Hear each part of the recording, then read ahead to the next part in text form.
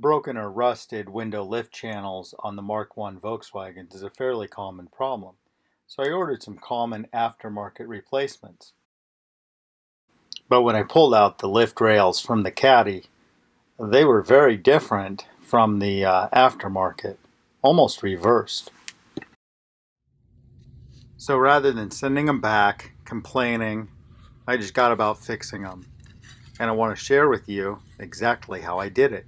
It turned out to be very simple.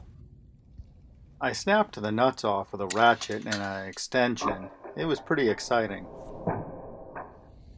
The nuts appeared to be a captive weld nut, and it had been spot welded in 3 places. So I flipped it around, pressed it back in with the arbor press, and then spot welded it the best I could.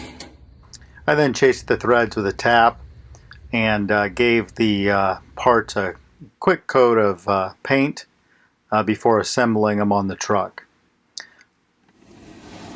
The windows now go up and down with ease. I'm very happy with the retrofit.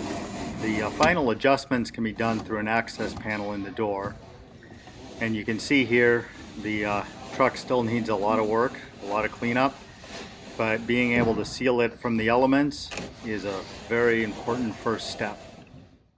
It should be noted that after I refit my window lift channels, I did find the correct ones. Heritage Parts Center in the UK has them in stock for about €23, and they look like a much better match than the ones available here in the US.